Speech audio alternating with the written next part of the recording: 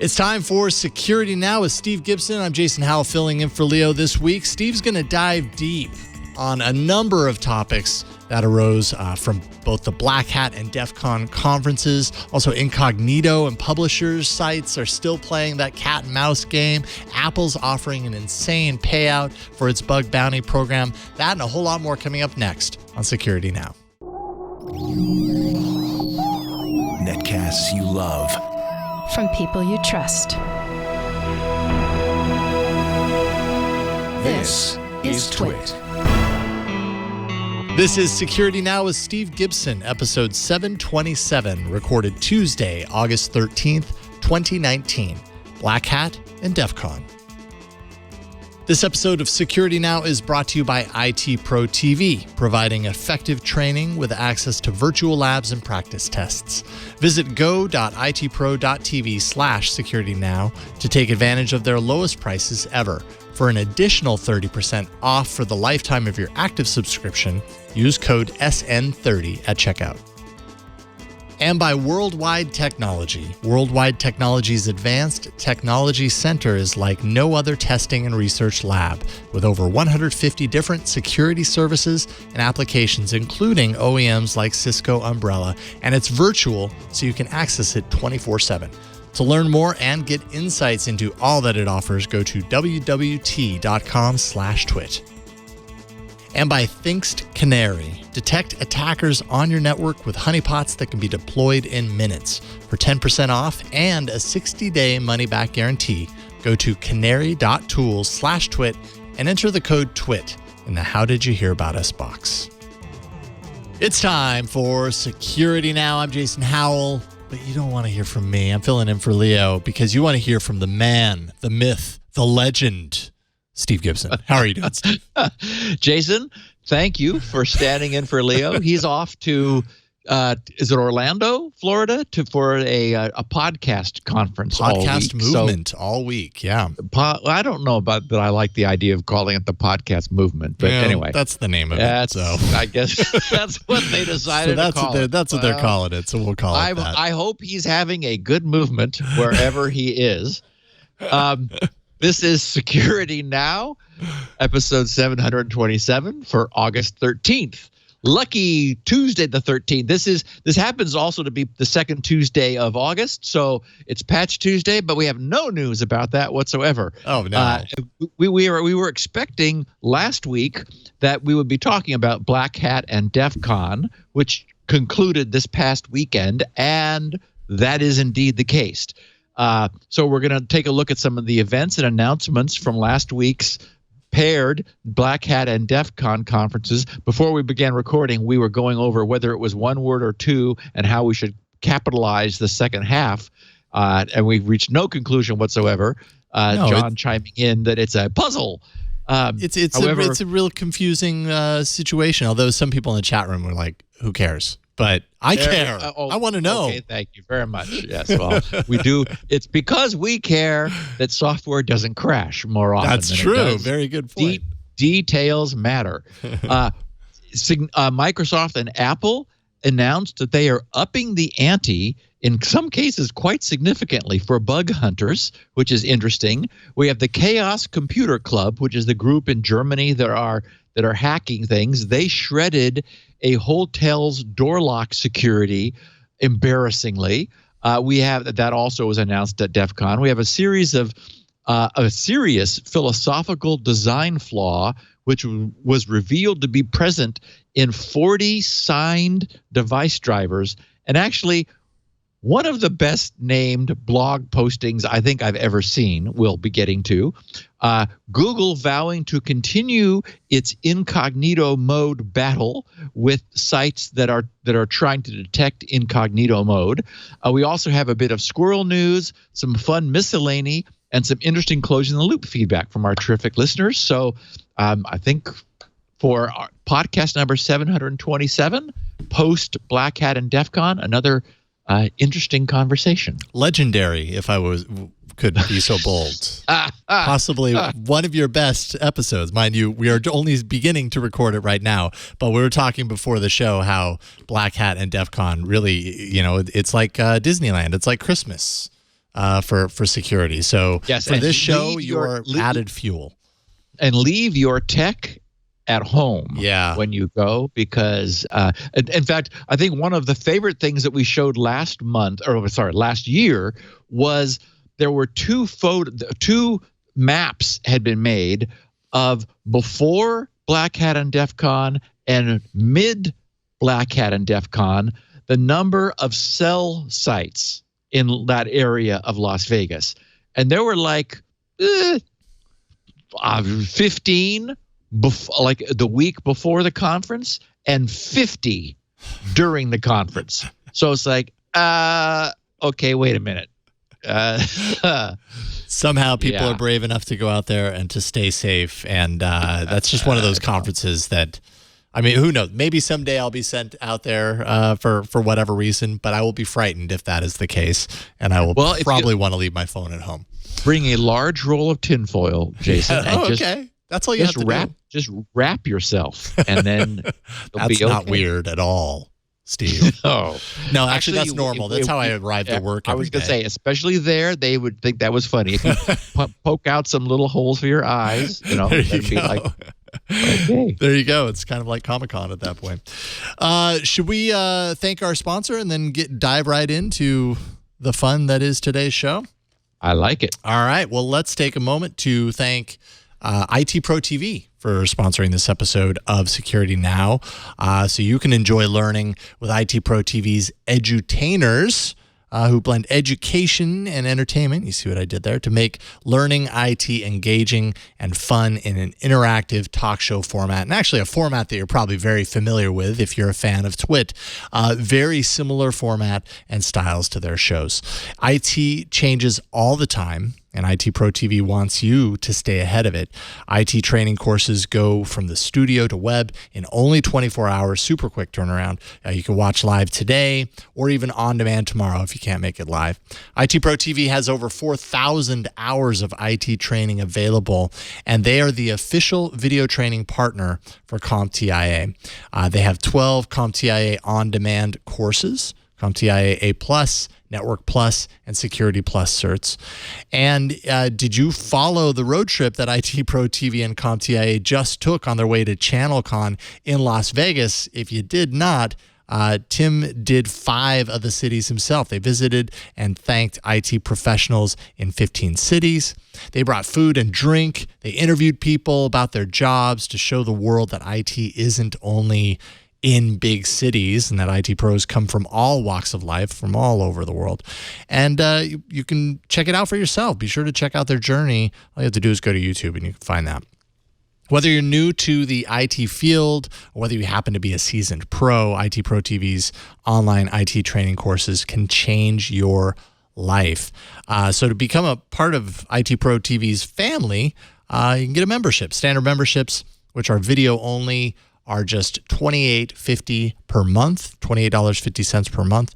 If you want a premium membership, that includes the video, of course, but also labs and practice tests to really get you on point, and that's $42 a month.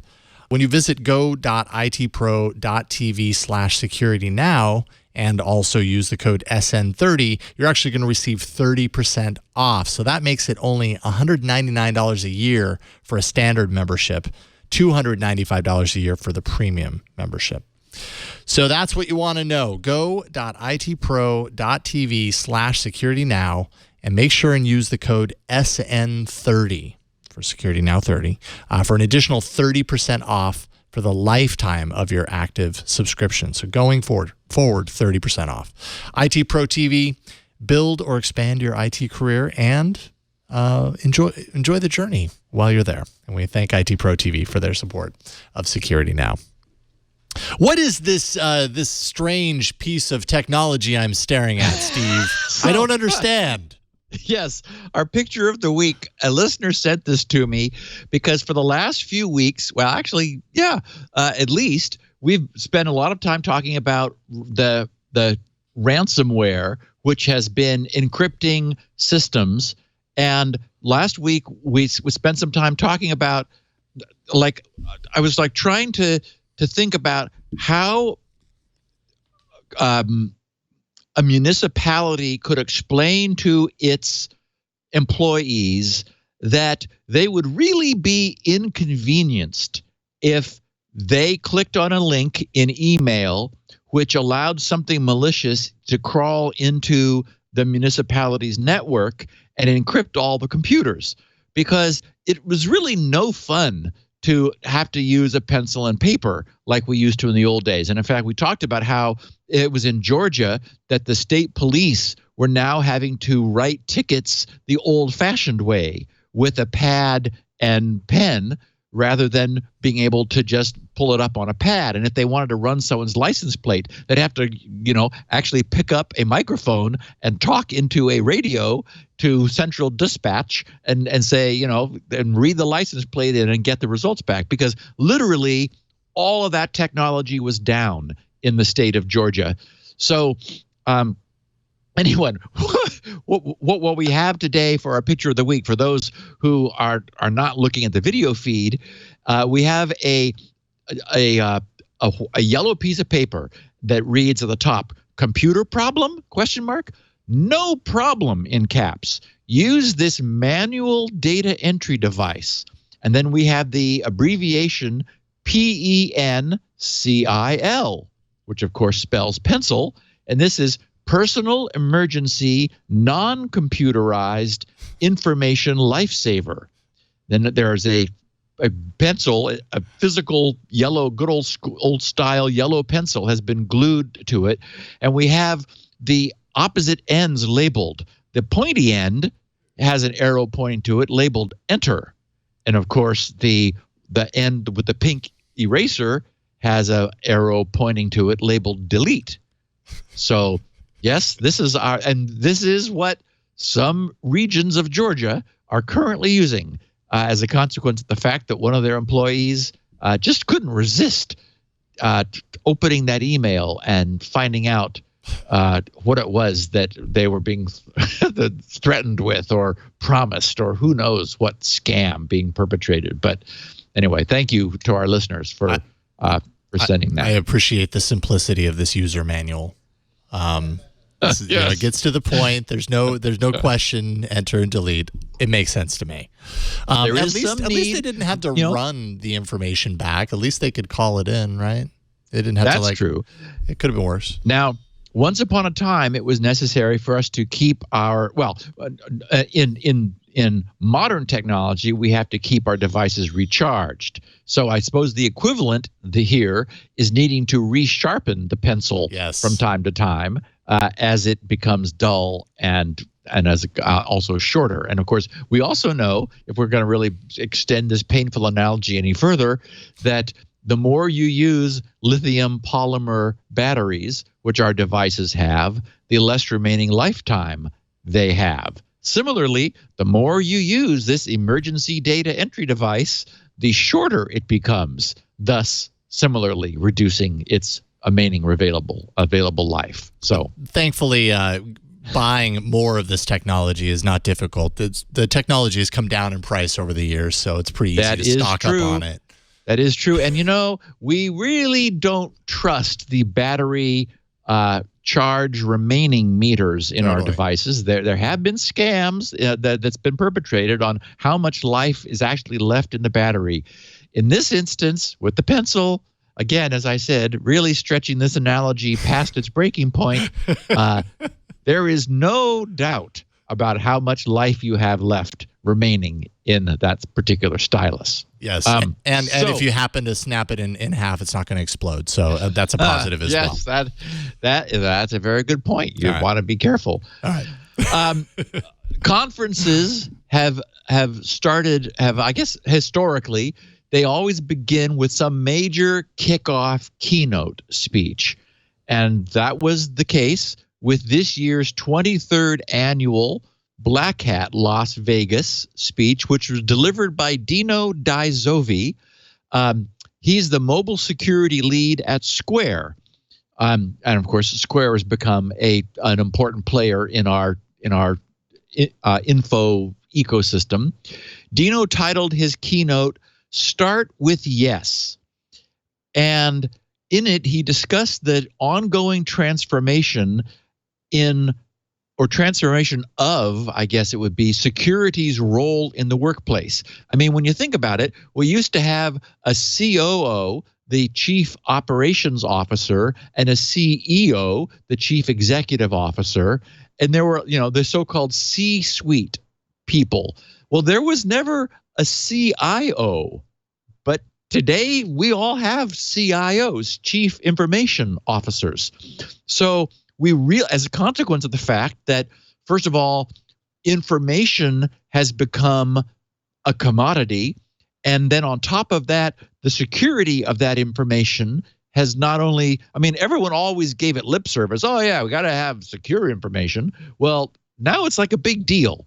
So ThreatPost wrote up a very nice and succinct summary of the high points from Dino's commentary, which I want to share with our listeners, since first of all, it's a great introduction to this year's BlackHat, but also I think that Dino touches on something very important, which is that there is this, we've often talked on the podcast about the tension that exists between the security guys who the executives sort of, I do want to say, I guess they sort of tend to look down their nose at them.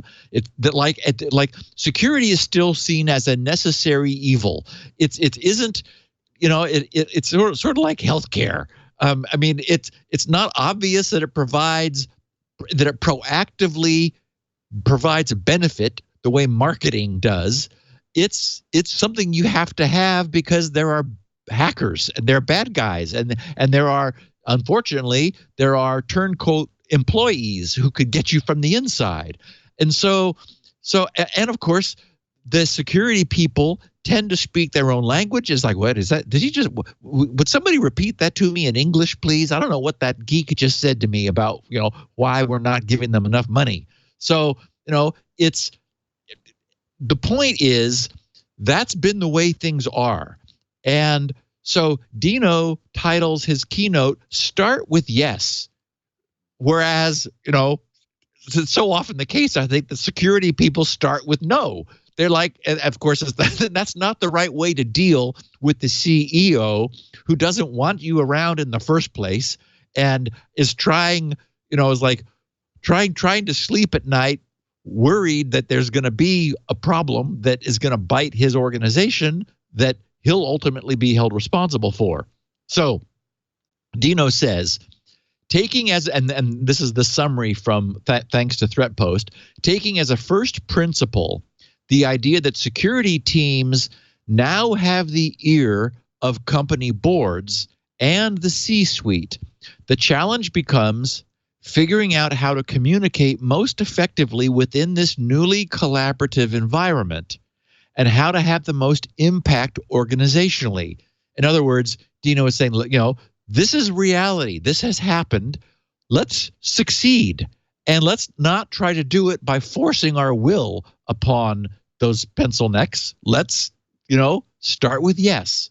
So one of the first things to do is to realize that in today's software-centric world, where internal teams rely on software as a service and the cloud for core missions, and where DevOps is becoming the norm, security must become a shared responsibility and resource. Thus, listening to the asks from different division leaders in terms of building security processes that don't cause friction is in many ways job one for dedicated security personnel.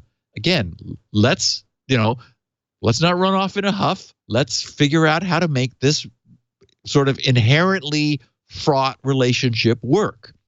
Dino said, saying yes keeps the conversation going, keeps it collaborative and constructive, and opens the door for real change and real impact. Digging beyond this umbrella idea, writes ThreatPost, Dino highlighted 3 transformational principles for boosting the impact of security within organizations. First, work backward from the job to be done. Second, seek and apply leverage, develop feedback loops, and scale with software automation. And third, understand that culture trumps strategy and tactics every time. So taking those three, looking in more detail at those, regarding working backwards from the job, which he highlighted as the first principle. Job theory says that a job is both a function but also represents emotional context. He used the example of milkshake research at McDonald's. Market researchers found that most milkshakes were sold before 8:30 in the morning, often as the only item via the drive-through. In asking buyers what their motivation was, it turns out that they wanted something that would be easy to consume and would occupy a long commute. So Dino said, so the job the milkshake was doing wasn't solving hunger, it's alleviating boredom on a long commute. Similarly, security teams need to determine what the job is to be done. Talk to internal teams. Try to understand their struggles. Listen. What are they setting out to do? What adds friction and what makes things easier? When and why do they interact with security? In understanding what their hiring criteria is for a security solution, as well as the firing criteria, it becomes possible to build agile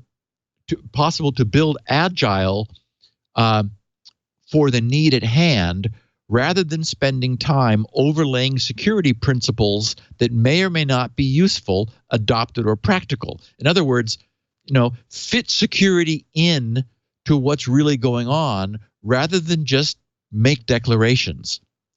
And he says, under seeking and applying leverage, Dino touched on the idea of how to have the most impact with limited resources, taking Archimedes' classic idea of using a lever as a force multiplier to lift an object much heavier than oneself. It's possible to see this play out in security with automation as the lever. For example, security is still a small community, and the problems that we tackle can be huge. Using fuzzing for finding vulnerabilities as an example of scaling security's effectiveness via automation. He says we must work smarter, not just harder, through better software and by applying automation where we can.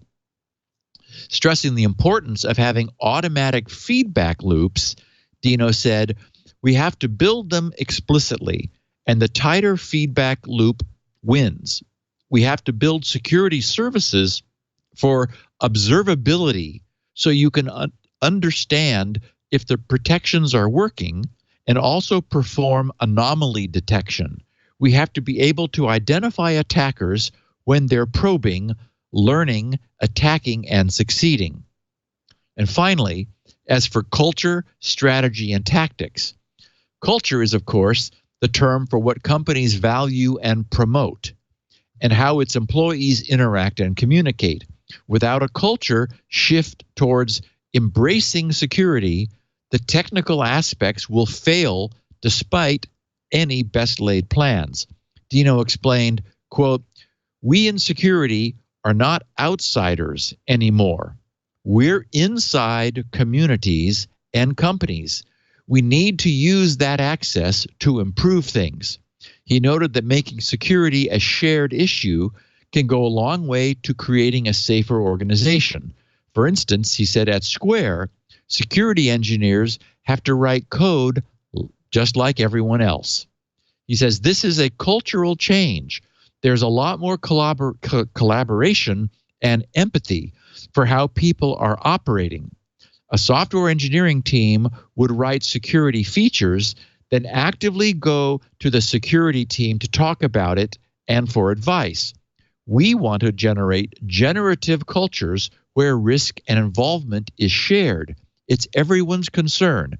If you build security responsibility into every team, you can scale much more powerfully than if security is only the security staff's responsibility, which I think is absolutely the way it needs to go. I mean, that makes sense. It can no longer be something treated as an afterthought, added later, and then like with a lot of finger pointing going on when something goes wrong. This involves implementing a blame-free post-mortem process when it comes to responding to an anomaly or a vulnerability report. Dino said, turn these events into inquiries where you focus on getting at the root causes of the problems. In the end, security teams should see themselves as an extension of internal teams, not a separate division apart. He said, instead of saying no, start with yes. And here's how we can help. It's all about cultivating empathy. It's something you practice and grow. This is the way we meet the challenge of leveling up on security. So I think his points were very well taken. I thank ThreatPost for providing their summary of it. And of course, it was with that spirit that this year's BlackHat took off. And I think that's exactly the right position. We are over the last couple of years really seeing an evolution in security's role. It can no longer be something freestanding and separate. It's got to be something that everybody's aware of.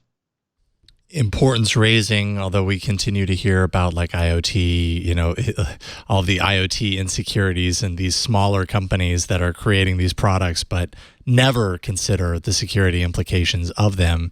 And it sounds like what he's saying is when we're creating these products or creating these companies around these products, security should be at the start of that discussion. Do you think that we're heading in that direction? It feels like some places that hits it on the nose, and in other places that seems like a lot to ask. Just for some companies, that's never going to be top of their mind. It's all about money more than it is about security. I think that's right. I think that security is, for example, like quality.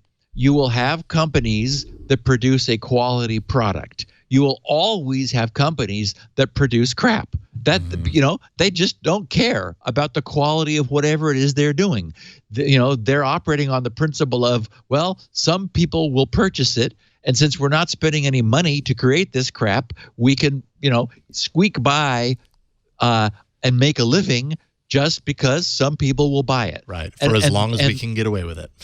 Yes. And so if you think of security that way, that is as something that a company can produce. A company can produce security. It can produce quality security. Apple probably is a great example of that. We know that Google is involved. We know that Android is continually improving its security. So there are organizations where security is necessarily their product. It's yet because of what it is they're offering, security and high quality security is integral in their offering. But similarly, even though there are companies that should have high quality security, just as it would be nice if they had a high quality product which was had that high quality security bound into it, there are companies that are just going to produce crap,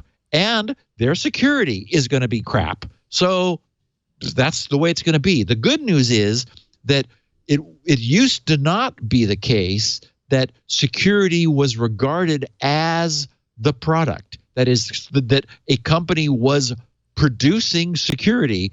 And as we're about to be talking about with in some cases breathtaking strides that have been announced in this year's BlackHat and DEF CON by some of the major players who recognize that security is their product, they really are making moves in that direction. So yeah, not everybody's going to have it. Now, there are things we can do that we've talked about on the podcast.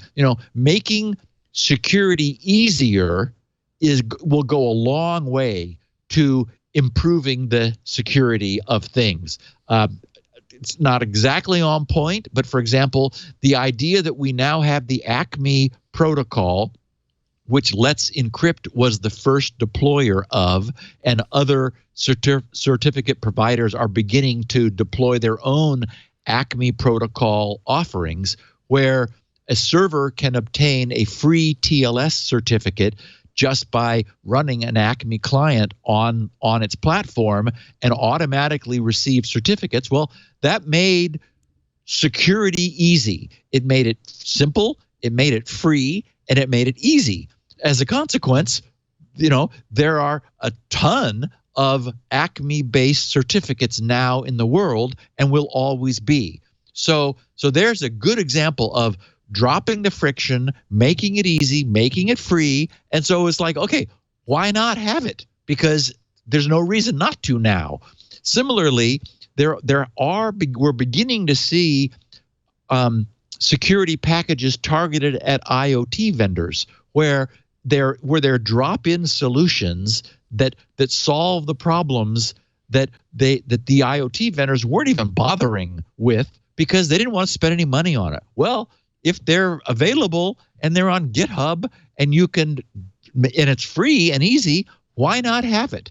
So I do think that there will always be crap security, but to the degree that as the available means of adding security improve, I think that we'll see the companies operating in the margins or on the border where they're willing to expend a little bit of effort above none in order to secure their stuff. If we make it easy for them to do that, if there are players in the industry who decide we're going to lower the bar for the good of all, then those companies can increase security, and it'll only be the real deadbeats that just don't bother. Right. Yeah, that makes a lot of sense. Microsoft's not a deadbeat, though. No. Heck no.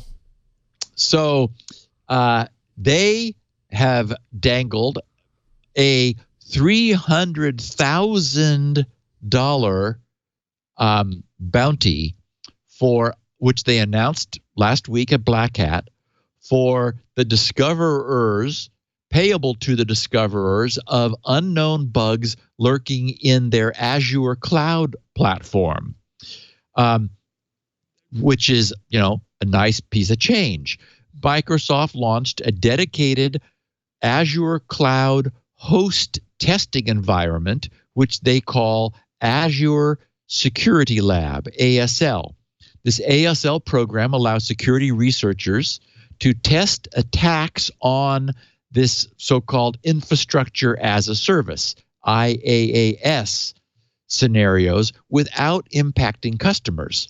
So these hosts, the hosts that Microsoft will be making available, will be isolated from the mainstream Azure production environments which customers use, allowing researchers to attack this ASL, the Azure Security Lab infrastructure, as much as they want to, testing live exploits without fear of bringing down or adversely affecting other Azure clients. Microsoft's Kimberly Price, who is the principal security program manager for the Microsoft Community and Partner Engagement Programs, wrote in a blog post about this last week. She said, "The isolation of the Azure Security Lab allows us to offer something new. Researchers can not only research vulnerabilities in Azure, they can attempt to exploit them without fear."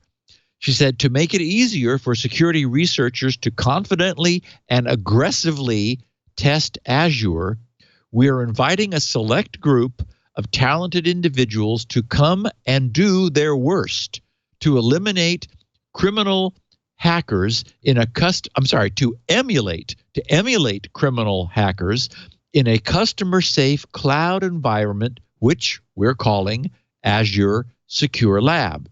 Researchers with access to Azure Secure Lab may also attempt scenario-based challenges, meaning I guess Microsoft provides the scenarios and the researchers try to attack them, with top awards of $300,000 starting yesterday. That is that is August 12th, yesterday, researchers can apply for this access at Microsoft's website. And on top of the ASL announcement, Microsoft announced that it is doubling its bug bounty rewards for researchers who discover Azure vulnerabilities. At the start of this year, Microsoft announced a bug bounty program designed to find flaws in Azure DevOps with top rewards of up to 20,000. Now, that 20,000 has been doubled to 40,000. For those who aren't aware, Azure DevOps is a cloud service launched in 2018 that enables collaboration on code development across the breadth of a development lifecycle. The two in-scope services for the bounty program include Azure DevOps Services, which was formerly known as Visual Studio Team Services.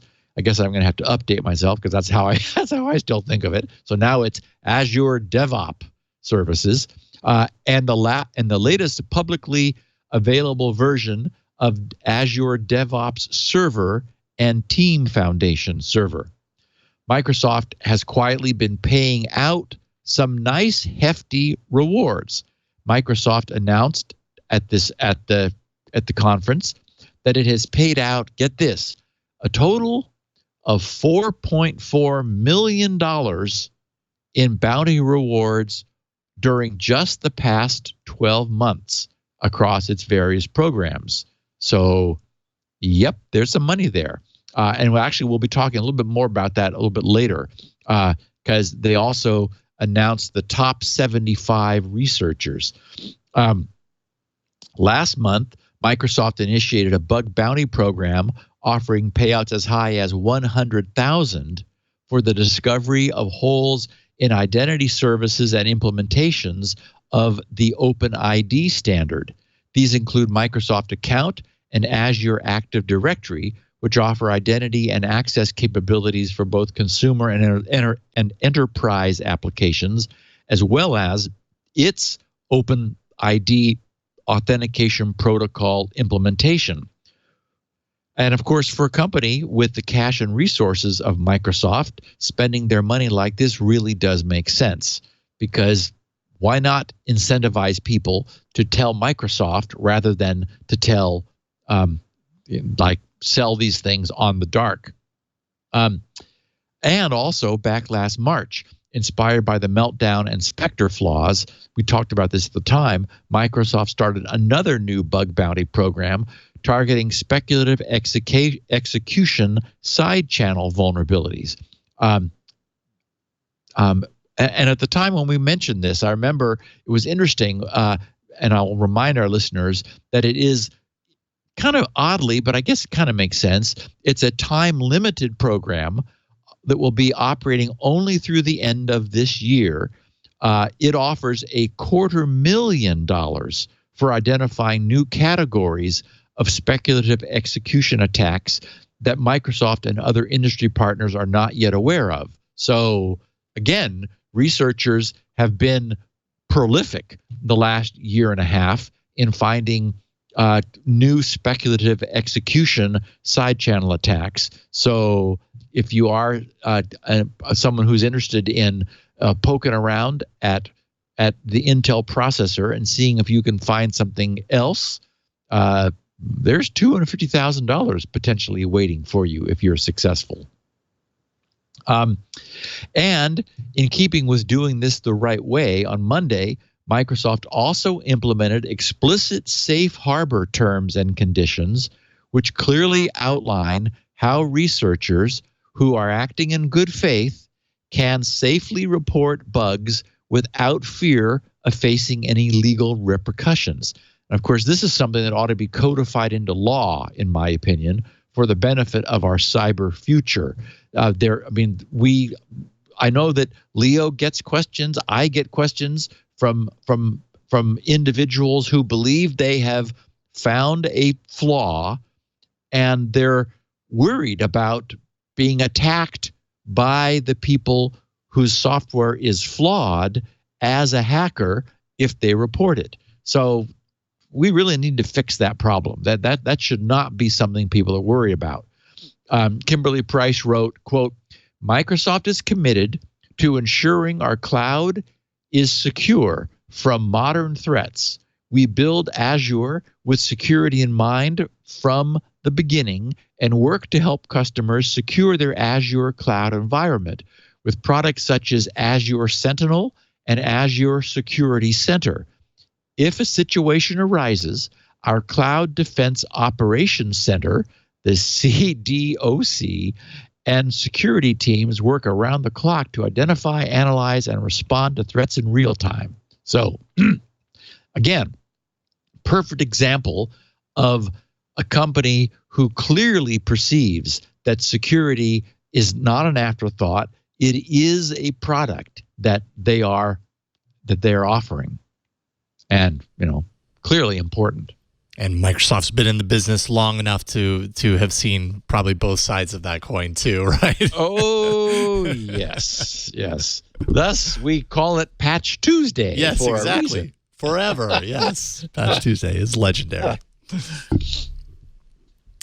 So, as I mentioned at the top of the show, the one of the presentations at Black Hat, I got a kick out of, only because you just have to ask yourself, how can a company do something in this day and age so wrong?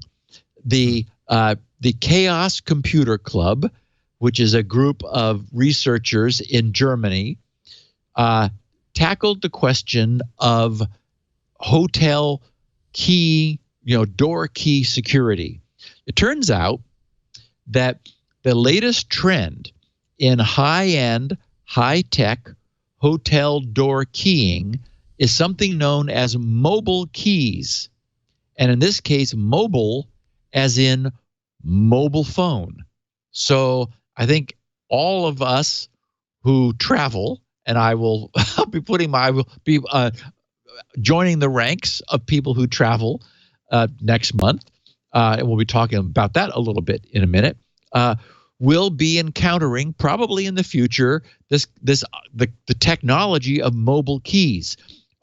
So the credit card like thing, which we're used to sticking in a slot or sliding down the side of the hotel door, will be switching to an app that runs in our phone, whether Apple or Android, iOS or Android.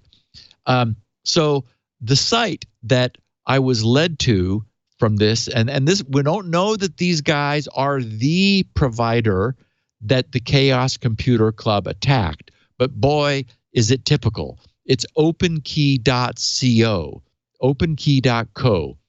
And so the headline reads, Universal Mobile Keyless Entry for Hotels Worldwide. Improve guest reviews and gain competitive advantage with the latest hotel technology, the industry standard for hospitality technology. And their site reads, the mobile revolution is here. Guests want to use their smartphones to control every aspect of their stay. And the major hotel chains around the world are responding. Keyless entry, mobile check-in, and checkout equal a quantum leap for the guest experience. OpenKey, this particular company, makes delivering on guest expectations simple, fast, and affordable. And they say they have 4 steps. Step 1, reservation confirmation email sent 24 hours prior to arrival contains mobile key info and a download link. Naturally, if you're going to be using an app for your phone during your hotel stay, you need to have it in your phone. So by sending your prospective guest a link the day before, the guest is able to go, oh, cool, I get to use my phone to open my, to get into my room. So you download the app, and so that you're ready when you show up at the hotel. Step 2, guest downloads the app and registers with name and mobile number. Step 3, guest can check in via mobile at a kiosk or at the front desk. The mobile key is sent to the app upon check-in. Step 4, guest uses smartphone to access their room with the tap of a key button. What could be easier? Unfortunately, the guys at BlackHat demonstrated step 5. Bad guys can waltz into any locked hotel room they choose. So, yeah, it sounds really great. It reduces check-in friction. But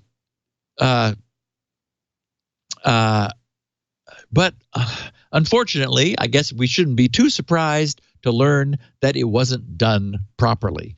The reporting on this reads, researchers developed an exploit that allowed them to perform an array of malicious functions against the so-called mobile keys, meaning the apps and their use.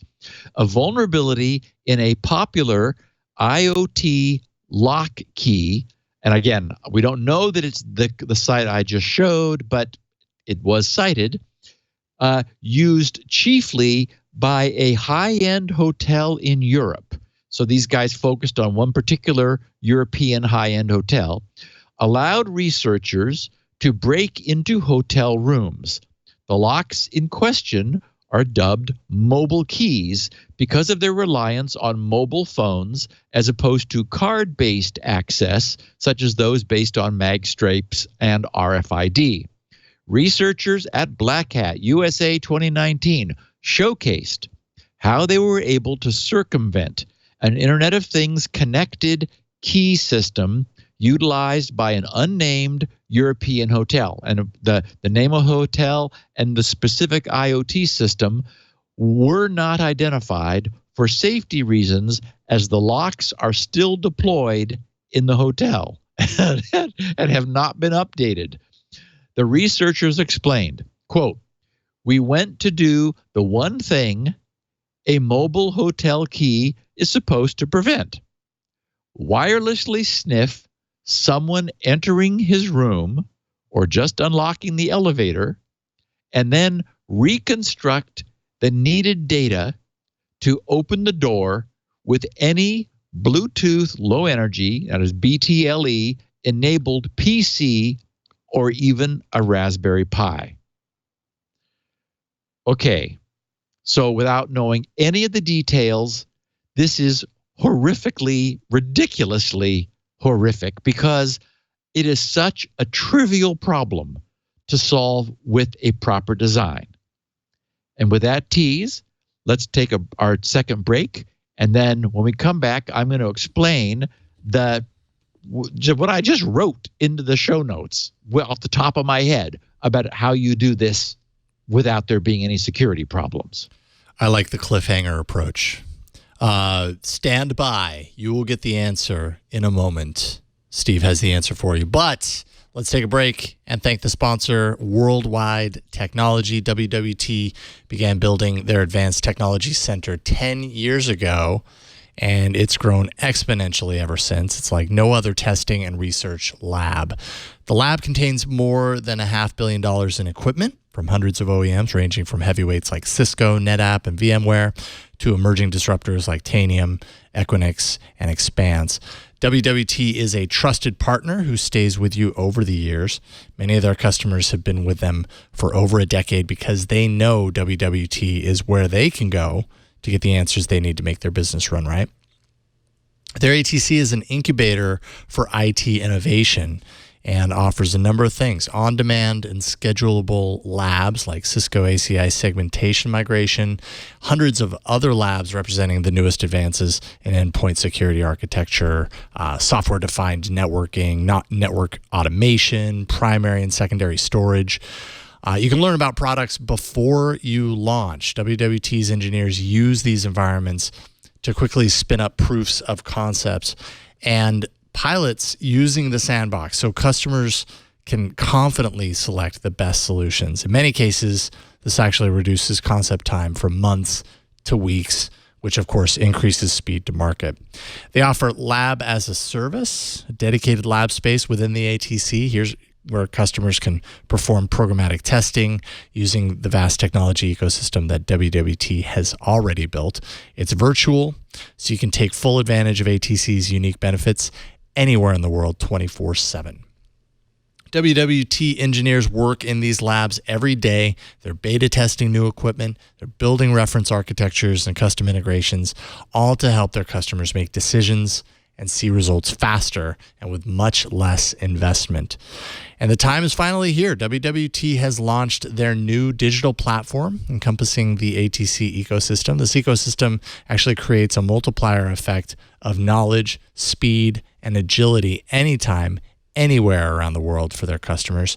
So you can get access to articles, case studies, hands-on labs, and other tools that make the difference in today's fast-paced world. To learn more about WWT and join the ATC ecosystem, all you have to do is go to wwt.com/twit and create an account today. WWT simplifies the complex. That's wwt.com/twit. WWT is delivering business and technology outcomes around the world, and invite you to learn more at wwt.com/twit. And we thank them for their support of Security Now. All right. We were left with a cliffhanger, and you apparently have the solution here. Well, a solution. And okay, you're right. And that's the problem, or that's the annoyance, is that in this day and age, this problem is so trivial to solve. So from what we just heard, at its root, we're talking about some form of classic replay attack. All that's needed to prevent this is, for example, is for the door, when challenged to unlock, to provide a nonce for the phone to sign and return. The door contains a software ratchet. In this instance, that would be a counter, which feeds a secretly keyed AES symmetric cipher. So, of course, that turns the counter into an unpredictable sequence of, for example, 256 bits. Each door lock is configured with its own secret key, which is never exposed. The AES cipher, which encrypts that counter, produces a public elliptic key, which is used to verify signatures. So the door lock, when challenged, first checks the signature for the key that is currently valid, the one that it's been using, assuming that, like if it didn't know that the previous guests had departed. So it assumes that, it checks to see if the signature returned from its nonce is one that it's expecting. If that fails, it checks ahead because it's able to increment the counter to produce successive candidate public keys, right? So it checks ahead to the next public key to see whether that one can verify the returned signature.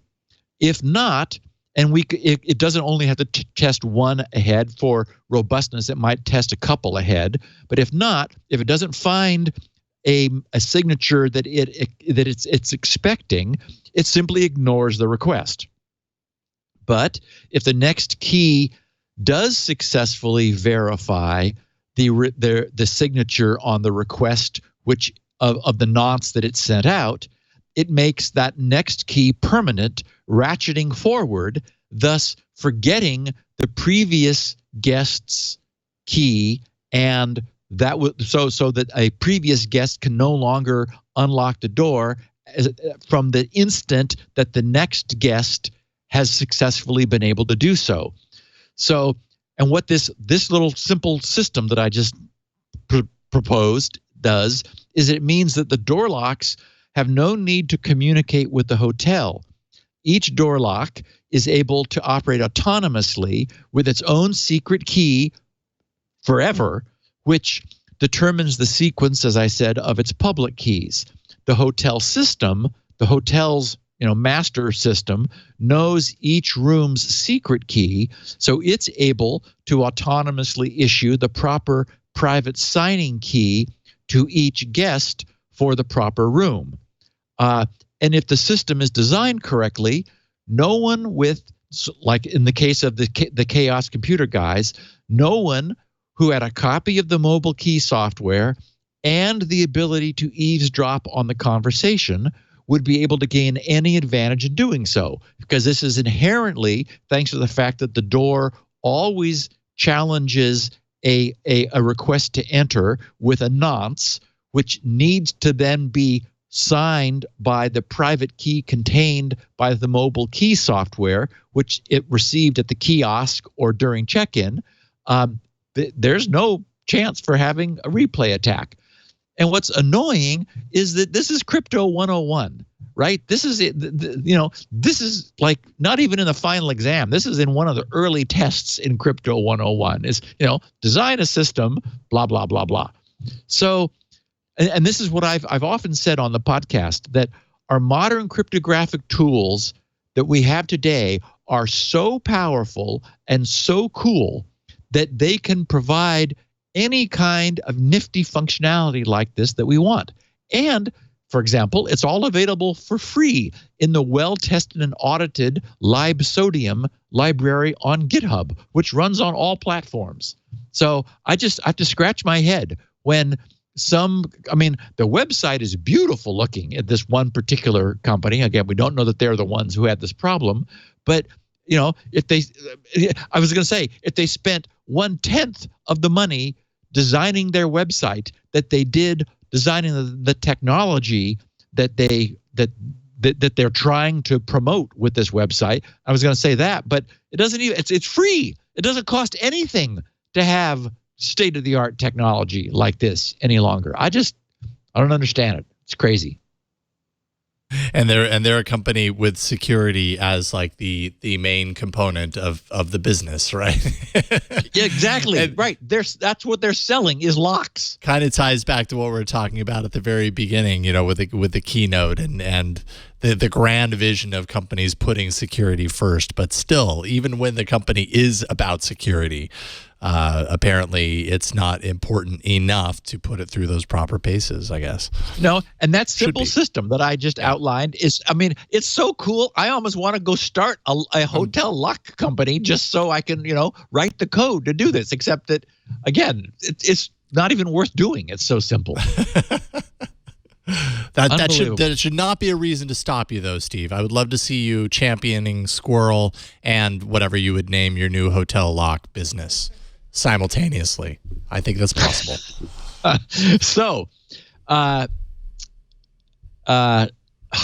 There was another presentation that was at DEF CON, which followed BlackHat, which generated some frightening-looking tech press headlines, but there was an interesting moral to this.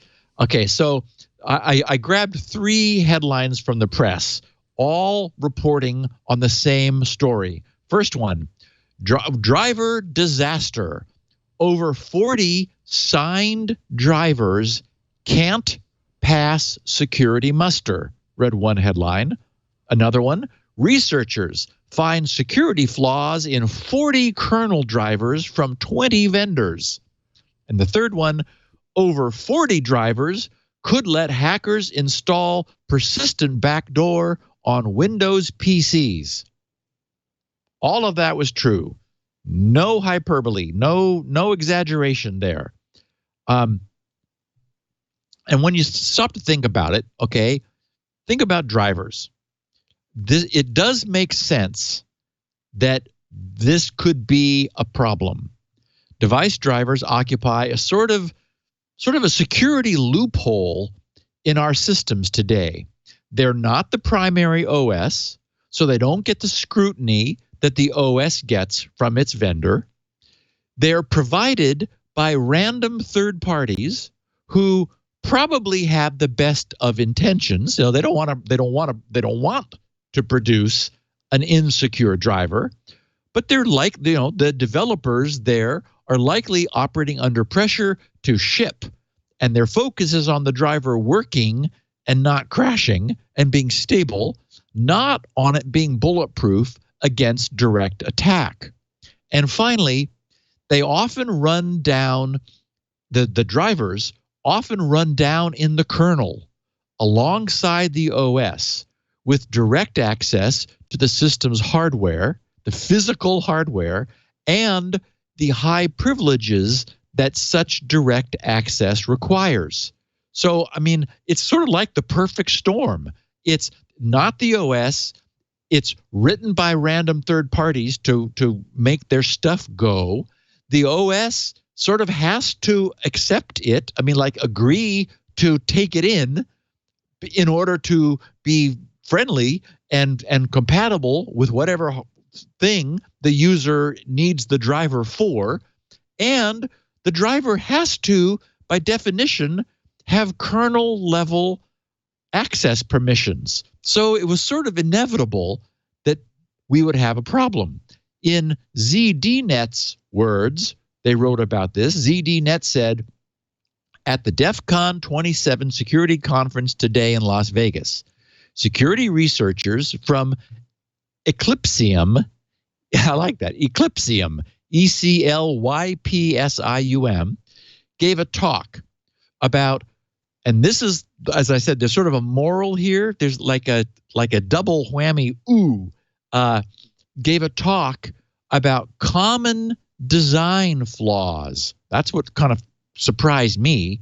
Not like 40 different problems, but a common design philosophical flaw they found in more than 40 kernel drivers from 20 different hardware vendors. The common design flaws the common design flaws, ZDNet wrote, is that low privileged applications can use legitimate driver functions to execute malicious actions in the most sensitive areas of the Windows operating system, including the Windows kernel. Mickey Shlaktov, principal researcher at Eclypsium, told ZDNet in an email earlier last week, quote, there are a number of hardware resources that are normally only accessible by privileged software, such as the Windows kernel, and need to be protected from malicious read-write access from user space applications.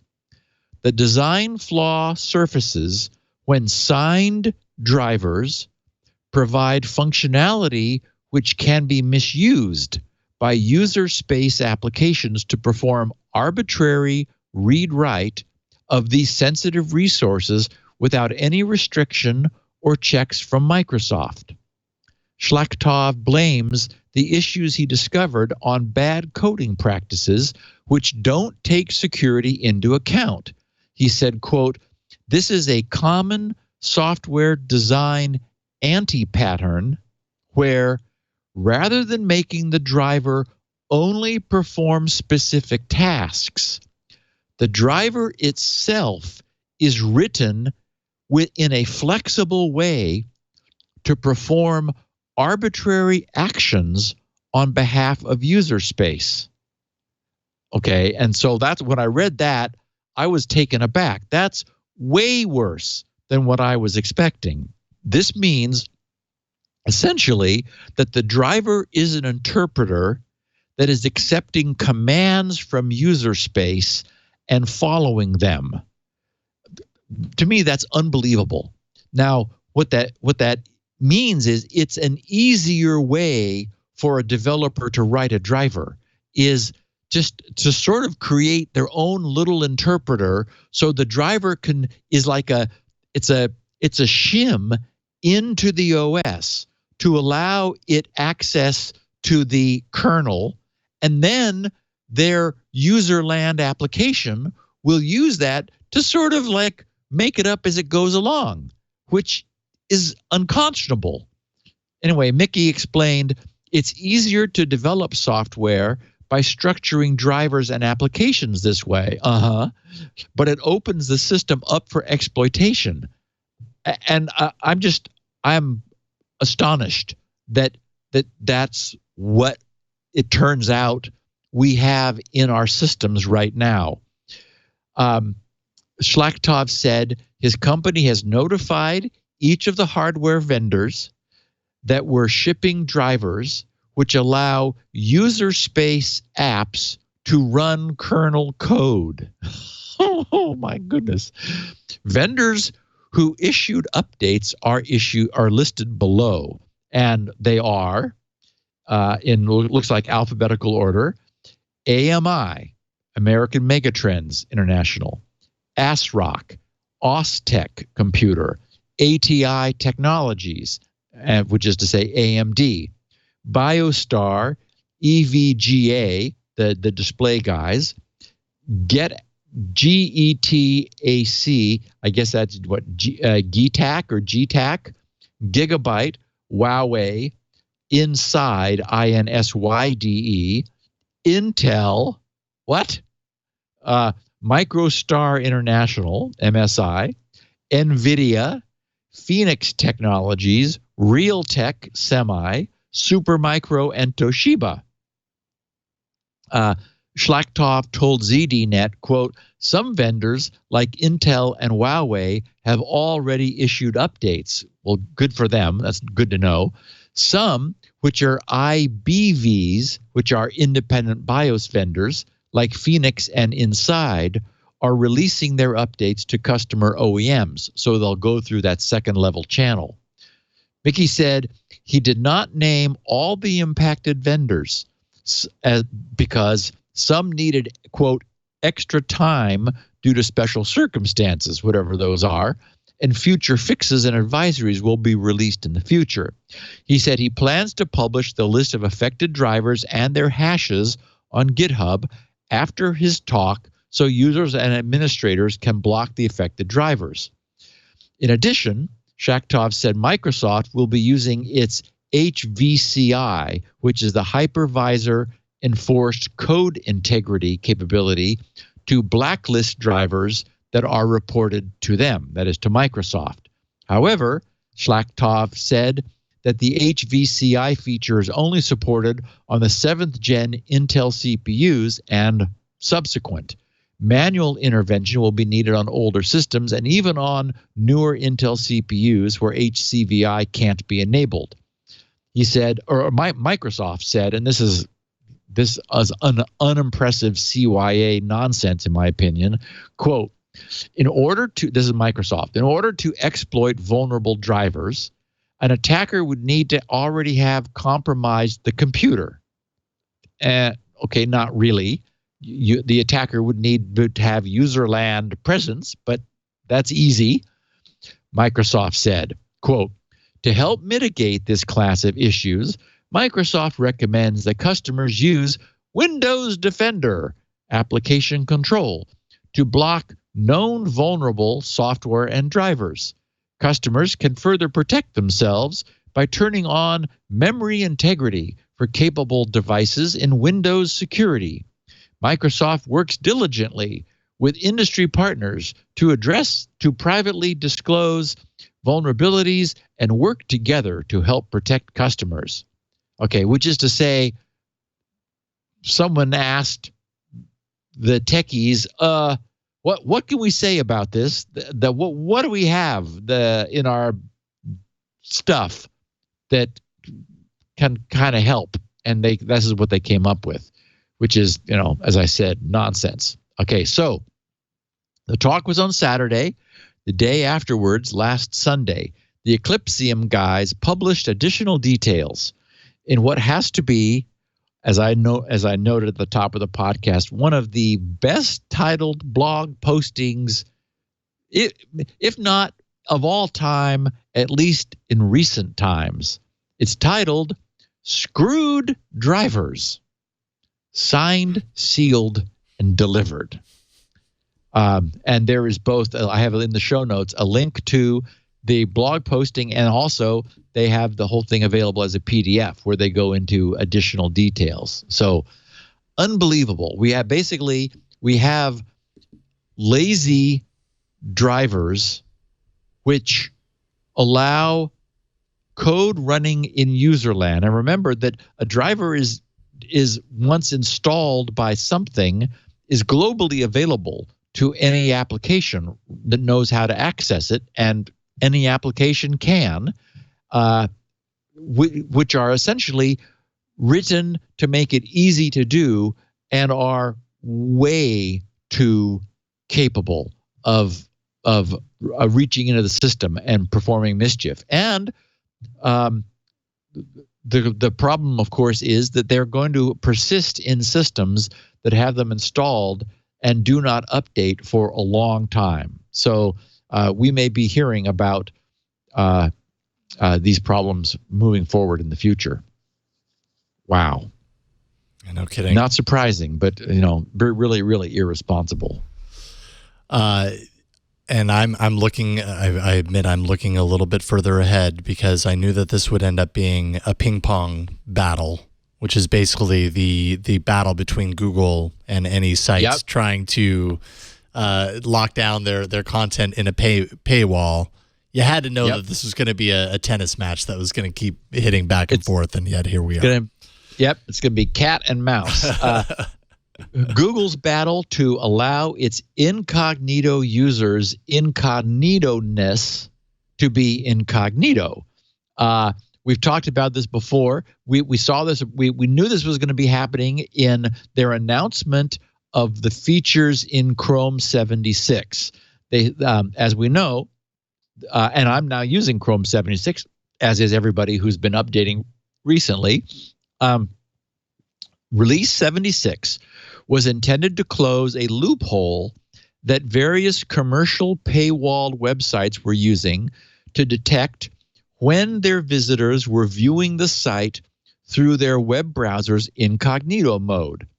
As we know, incognito detection had been implemented because incognito mode inherently flushed the simple-minded cookie histories that were being used to permit a paywall access compromise and tease, where a limited number of pages could be viewed before the site's paywall would slam shut to block further access. The understandable feeling was that if a visitor wished to be incognito when surfing the web, they should have that right. And that should also extend to include the fact that they were choosing to be incognito in the first place. And as we know, we talked about this before, prior to Chrome's release 76, incognito mode simply disabled the JavaScript file system API.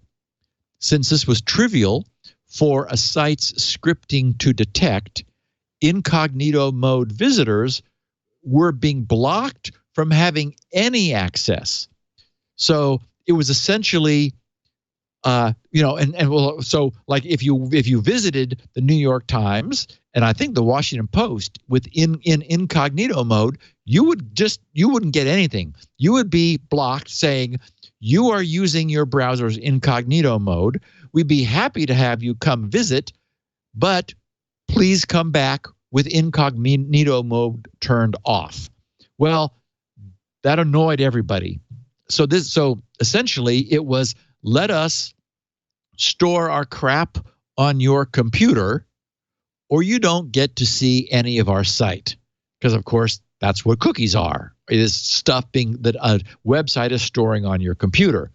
So what Chrome 76 now does is implement a RAM-based file system API so that the file system appears to work rather than just being like returning an error. It appears to work, but it's inherently volatile because it's just in RAM, and thus it won't store anything permanently.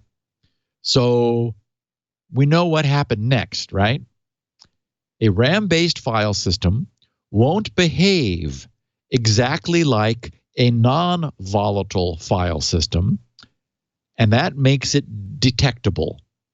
And yes, some sites, such as the New York Times, immediately adapted their code to do just that. Chrome's file system API presents a smaller maximum file system size. It says that it's going to be that there is 120 megabytes of available file system. That's when the script, the JavaScript queries the file system API of how much space you got, Chrome 76, rather than saying error, file system API not available, it says, we're here and open for business. We got 120 meg. Well, it turns out that's a fixed number, and this is not what's seen when the browser is not in incognito mode. So that's one feature. Also, writes to RAM present a consistent timing compared to writes to physical media, where the timing will vary. Both these incognito detection bypasses have been demonstrated. And as I mentioned, they've been found to be used in the wild. In the show notes, I have a snippet which was taken from the New York Times website. And it says in the JavaScript code, quota for an incognito Chrome window is a fraction, says parens 10%, of the device memory with an upper limit of 120 megabytes. Then it says more info : and gives a link to someone's posting bypassing anti-incognito detection Google Chrome.html. And then incog_max_quota equals 120, which is exported as a constant. So, so cat and mouse. Bleeping Computer reached out for their reporting of this to Google to inquire about these two new incognito detection methods. They were told that Google stands by their previous statement and position that they will, quote, work to remedy any other current or future means of incognito mode detection, unquote. So we have another new cat and mouse game afoot, and this is dumb, since this is a game that Chrome can and will ultimately win.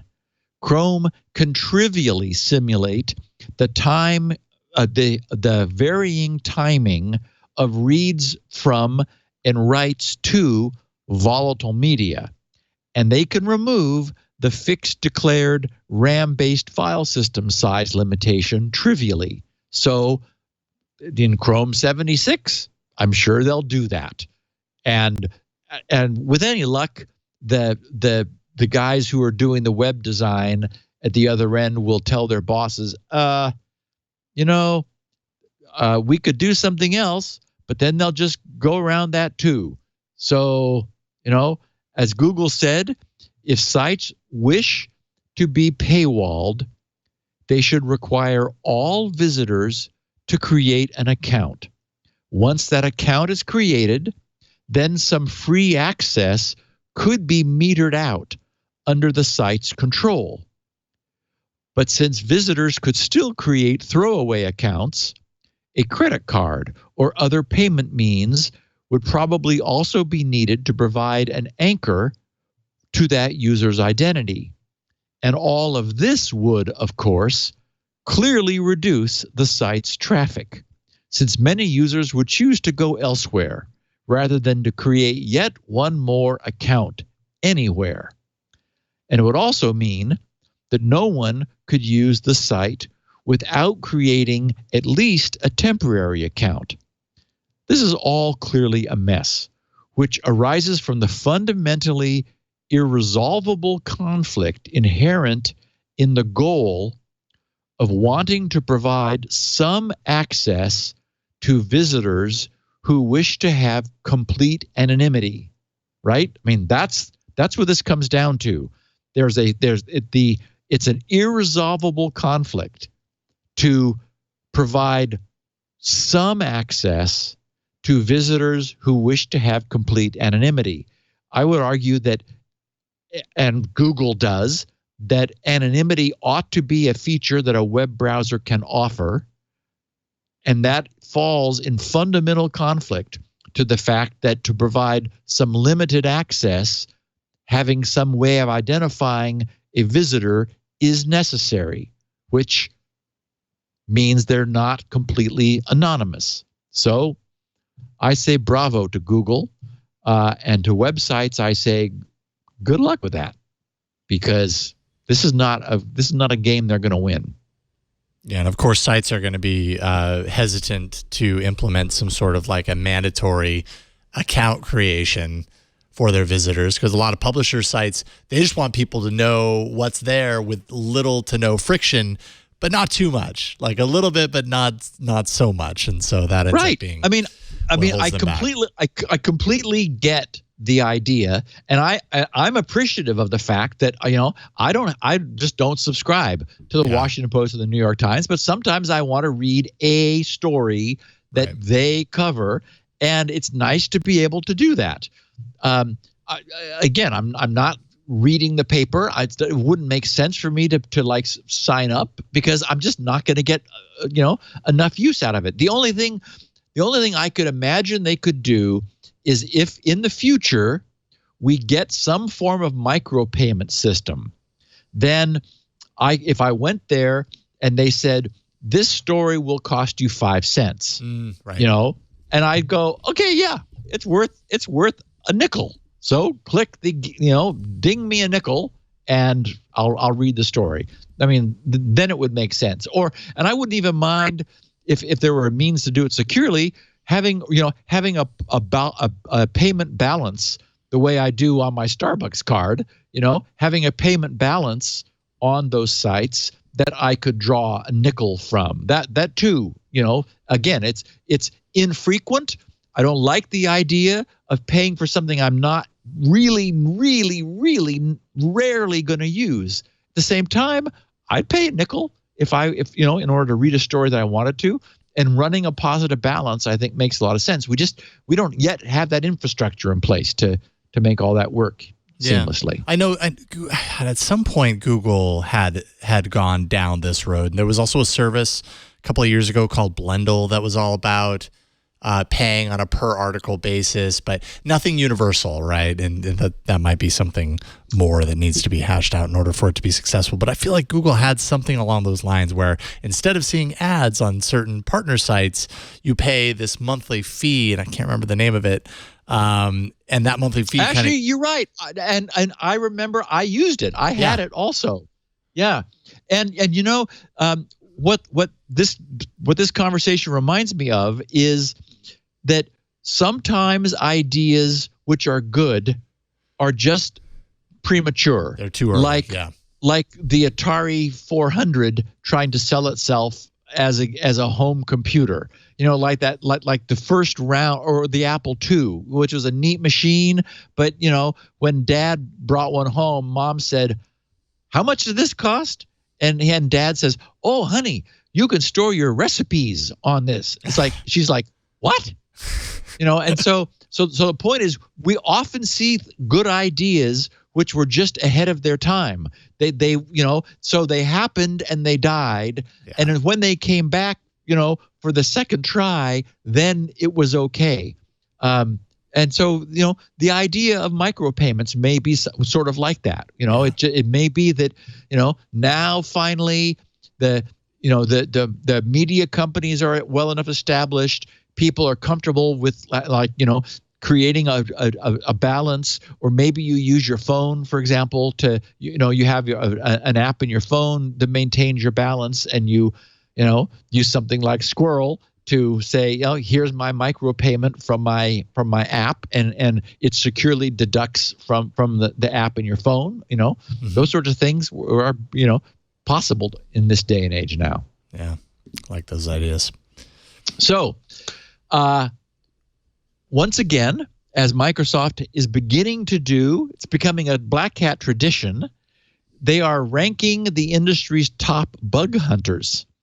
They announced the top industry security researchers and enterprise partners who are responsibly discovering and disclosing the greatest number of vulnerability and zero-day reports affecting its software products. And many in the security industry are now using Microsoft's annual published list as a guide to the identities of today's top bug hunters.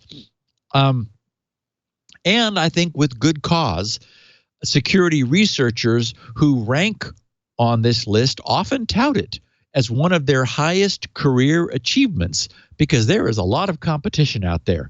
According to Microsoft, this year's top security researcher is Yuki Chen of, I don't know how you, is it Qihoo, Qihoo 360's Vulcan team. And taking second place is Yuki's colleague, and this name I cannot pronounce, Qixun Zhao, Zhao,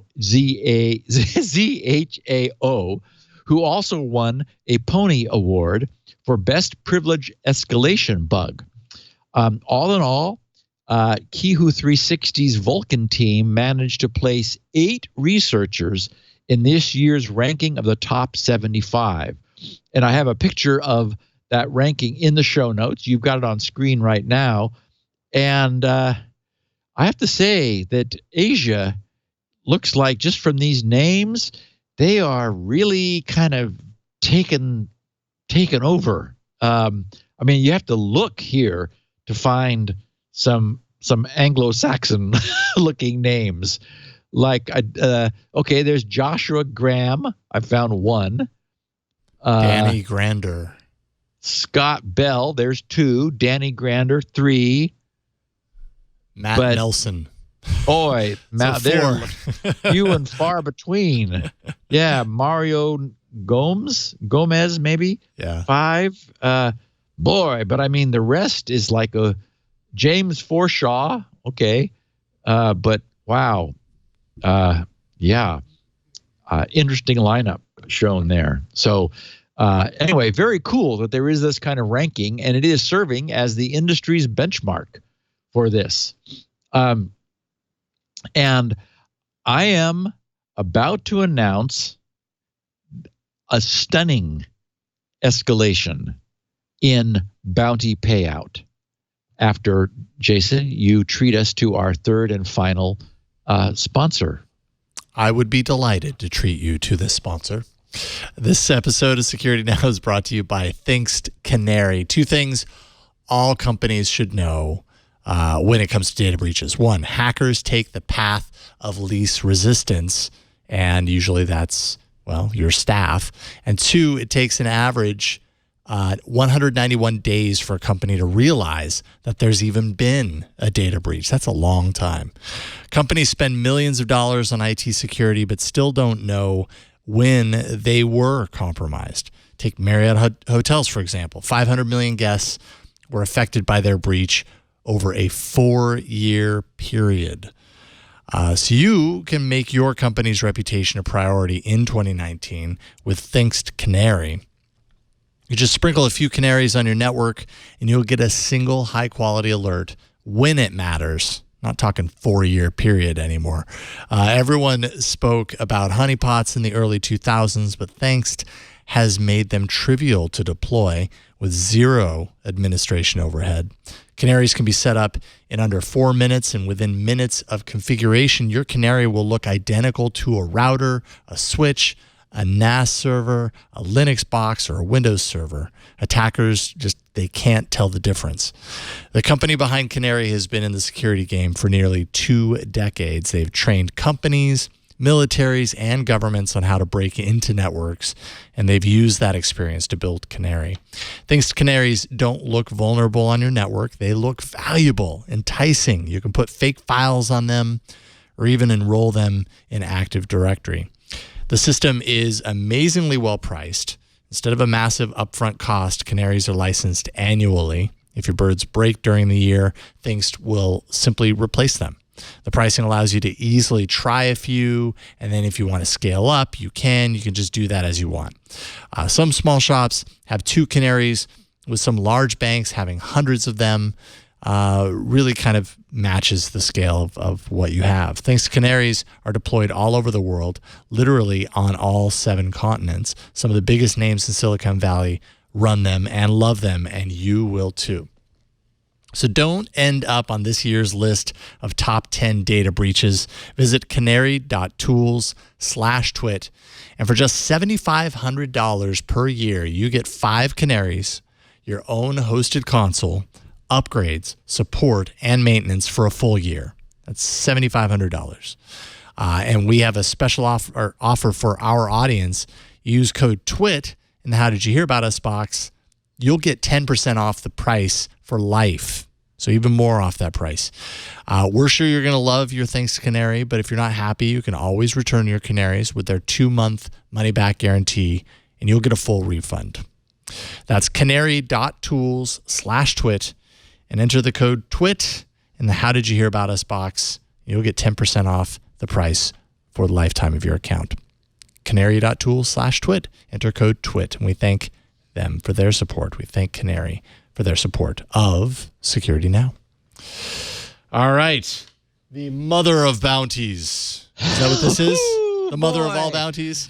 Yes, it's possible to become a millionaire hacker with in a single blow. Dang. Not to be left behind, Apple has bumped its bounties. Apple just updated the rules of its bug bounty program, announced at Black Hat. These effects are not available, and they haven't come into effect yet. This happens this fall, so a few months from now. Apple has enormously increased the maximum reward for its bug bounty program from what was already pretty good $200,000 to $1 million, making it by far the biggest bug bounty offered by any major tech company for reporting vulnerabilities in its products. The $1 million payouts will be rewarded for a severe, deadly exploit. So, it's got to be bad, but still, $1 million. Severe, deadly exploit, a zero-click kernel code execution vulnerability that enables complete, persistent control of a device's kernel. In other words, the worst possible of all possible things. But if you can find it, you're a millionaire. Before taxes, less severe exploits will qualify for smaller payouts. So it's now possible to become a millionaire hacker overnight by finding just one serious bug in an Apple product. And Apple's bug bounty program does not only apply to security vulnerabilities in the iOS mobile operating system, which of course has been the focus of all of this in the past, but now also covers, or will, when this goes into effect, all of its operating systems: Mac OS, Watch OS, TV OS, iPad OS, and iCloud. I didn't know iCloud was an operating system, but I guess for this purpose it qualifies. So find a bug in iCloud. Until now, for the past 3 years, Apple's bug bounty program has only rewarded security researchers and bug bounty hunters for discovering vulnerabilities in iOS. And as I said before, remember that limitation does remain in effect until this fall. But wait, there's more. Or as Steve Jobs would have said, one more thing. Actually, 2 more. Starting next year, Apple will also provide, get this, pre-jailbroken iPhones to select trusted security researchers as part of the iOS Security Research Device Program. That's so cool. These devices will have far deeper access than iPhones available to everyday users. This is just smart on Apple's part. They've been doing some thinking. This includes access to SSH, the root shell, and advanced debug capabilities, allowing researchers to hunt for vulnerabilities at the secure shell level. Although anyone can apply to receive one of these special iPhones from Apple. The company will hand out only a limited number of these devices and only to qualified researchers. So, if you just, if you crawl out of the basement and say, hey, I want a pre-jailbroken iPhone, you're unlikely to get one. You probably have to be somebody who Apple recognizes, and then, and a legitimate researcher. But this is smart because this allows the researcher to dig in deeper and find things. So very cool. And I said there were two more things. The last thing is, in addition to its maximum reward of $1 million, Apple is also offering, it turns out $1 million is not the biggest possible, because they're offering a 50% bonus on top of it to researchers who find and report security vulnerabilities in the pre-release software ahead of its public release. So potentially a maximum reward of up to $1.5 million. So you could be a millionaire after taxes.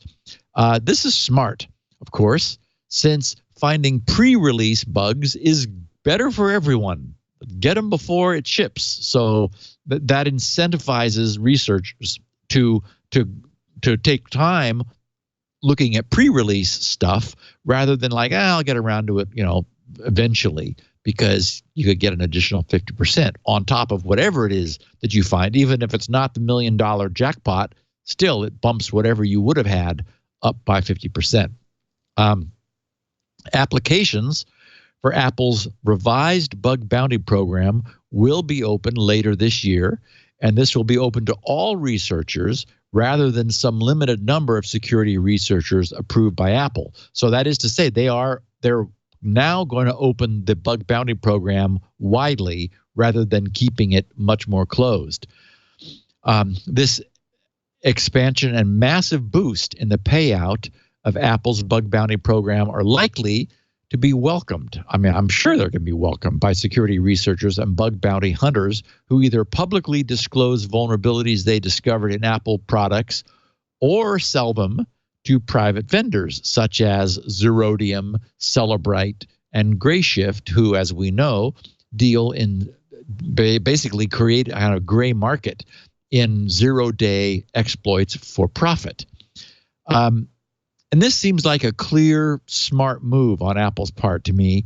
A researcher who does find a show-stopping exploit in an Apple device would have been a little hard-pressed to offer it to Apple for a pittance when the likes of Zerodium would be willing to pay much more. Now, a developer can be a good guy, do the right thing, and receive a top-of-the-industry class monetary reward for their efforts. So I think this represents some good maturity in the industry. And anything that upsets Zerodium and Cellebrite and Grayshift seems like a good thing to me, and this news from Apple would certainly upset them. And who knows? Maybe we're going to see other major vendors respond in kind if there's a little bit of an escalation war here in bug bounty payouts. Apple has just upped the ante. Microsoft may decide to follow suit, so that would be good too. A listener of Security Now wrote a nice piece of email regarding Squirrel and my upcoming travel to Europe that I wanted to share. The subject was Dublin visit. Ben Fletcher wrote, "Dear Steve, I was delighted to hear on Security Now that you're coming to Dublin, and I'll be at your OWASP talk." He says, "I moved to Dublin recently, having served in the Royal Air Force in the UK for the past 16 years. I was originally a mechanical engineer by degree, but quickly realized, smart man, that IT was the future. I started volunteering for IT engineering jobs and haven't looked back. However, this transition left me with a pretty steep learning curve. You might remember the days when Conficker hit a number of networks. We were not immune. As I frantically searched the web for information to be able to understand the issue and brief my superior officers, I came across Security Now, having listened ever since and all previous. Suddenly, I was the subject matter expert, deploying and commanding Tiger teams to remediate the problem across the UK and the world. He says, I honestly can't thank you enough for the invaluable service you've provided me and the knowledge I've gained over the years. I'm now working in Grant Thornton as a cybersecurity consultant, doing all sorts of fun. I'm sure your timetable will be tight while in Ireland, but I'd be delighted to take you out for dinner with our team or anything you fancy, whether it be something cultural or touristy. It's the best I can offer for helping me develop as an IT professional. If there's anything we can do for you while you're in Ireland, please do not hesitate to ask. I look forward to meeting you in person. Kind regards, Ben. So first off, I very much appreciate the offer, Ben. But Lori and I are already committed to sharing a meal with the Dublin OWASP gang, and when we're not doing that, I strongly suspect that we're going to want to just wander around aimlessly, soak up the local environment and culture. But again, thanks. And I did want to note for our listeners that I've put up a short calendar listing the 3 forthcoming planned Squirrel presentations. The first one, or the next one, here in Orange County, California, next Thursday, and then both Dublin, Ireland, and Gothenburg, Sweden, toward the end of September. The calendar entries contain links to the presentation announcements, as well as links to register to attend the meetings if you're interested and able to. And so just go to grc.com/calendar. grc.com/calendar.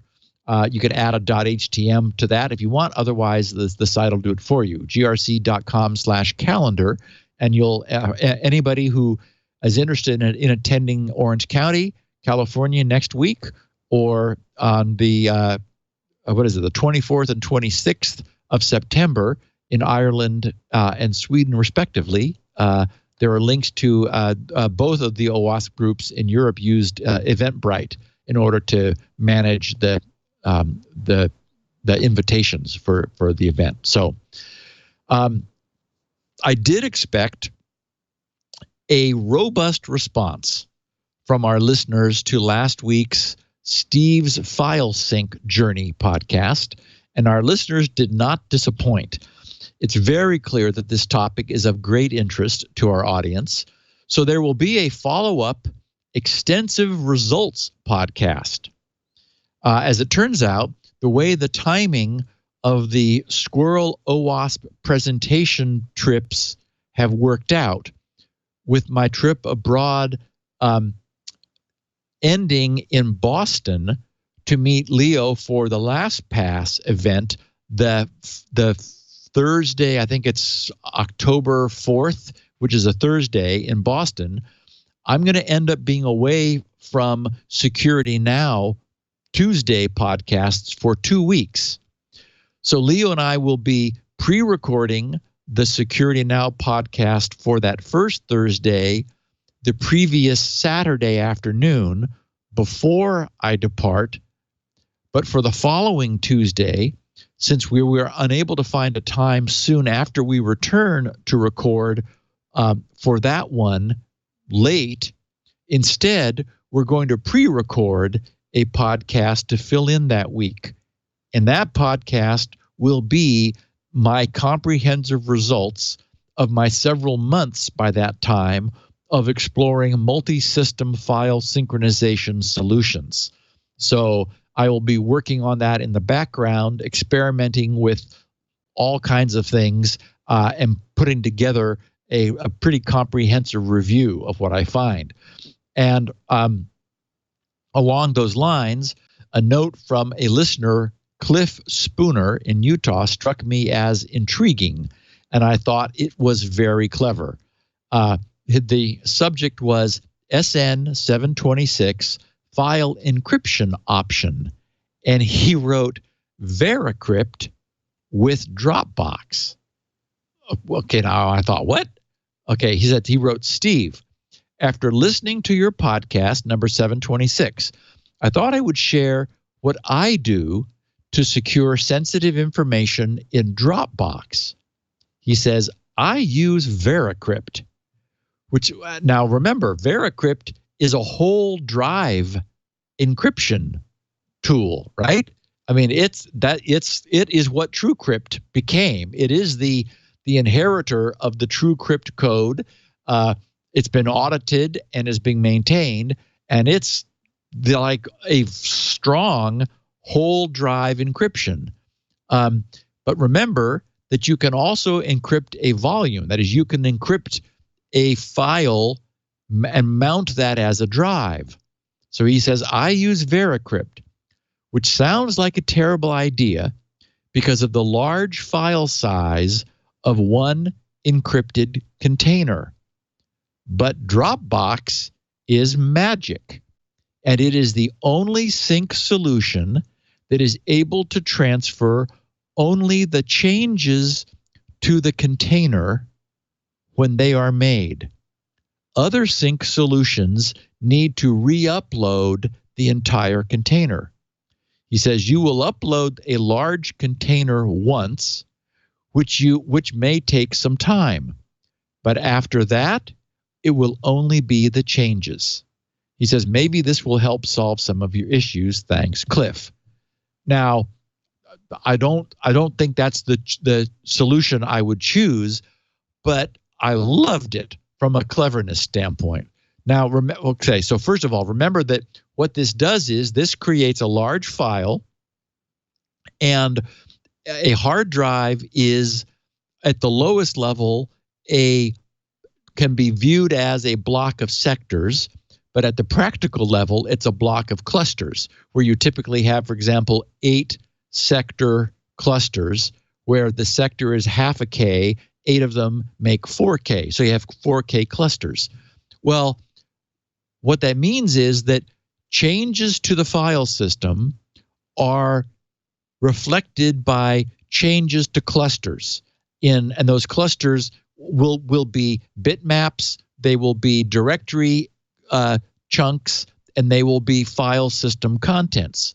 So it certainly is the case that if you were to create a large file container and you then you use Veracrypt to turn it into an encrypted file system container, you could then send that to Dropbox. I'd like to put it in Dropbox.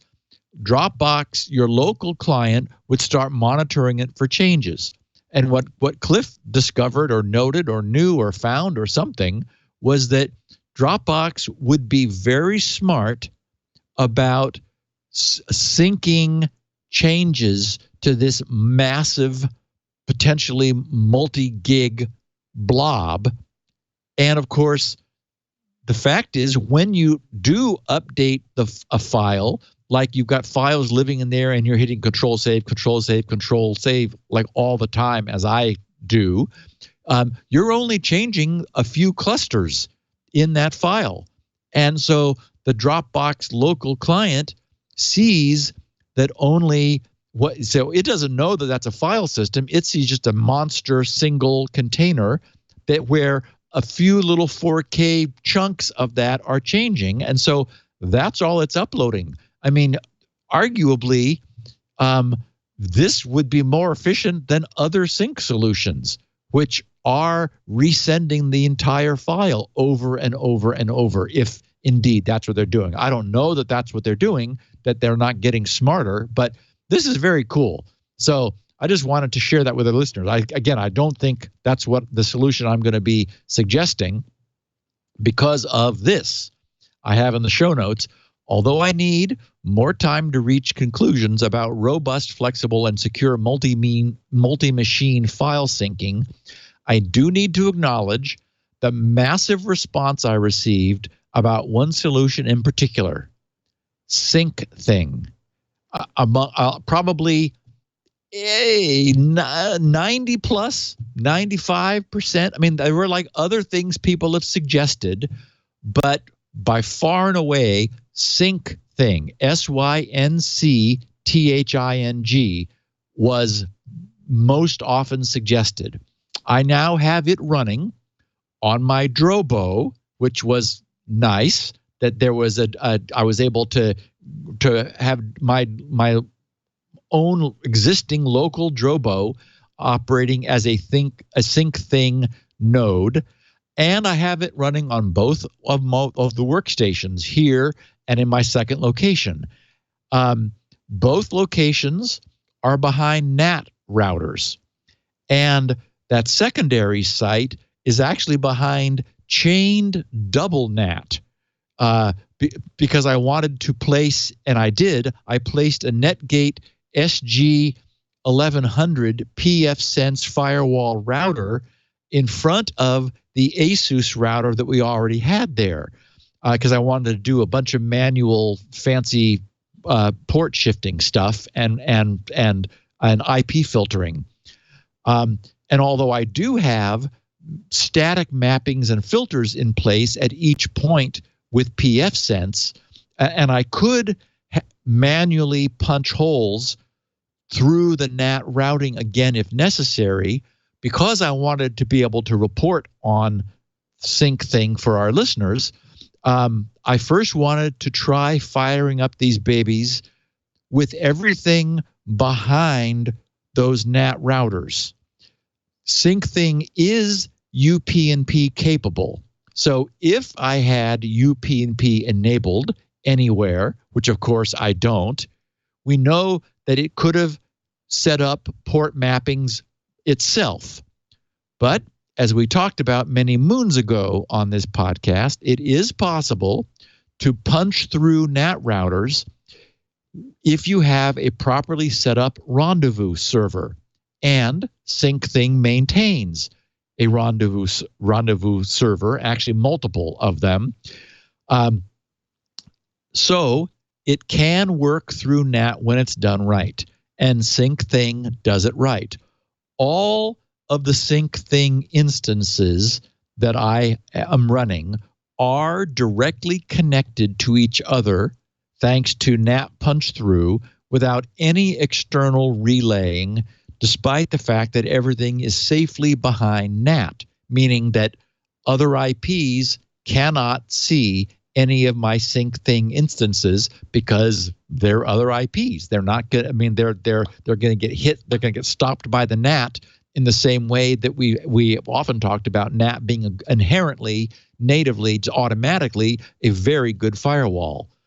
And if anyone feels skittish about having a third party performing NAT punch through for them, SyncThing allows you to operate your own external NAT rendezvous server. So anyway, so far, I'm very intrigued by this. I'm still gonna make myself take a look at other options, because there are several that I had not found before I settled on Dropbox, which is what I talked about using last week.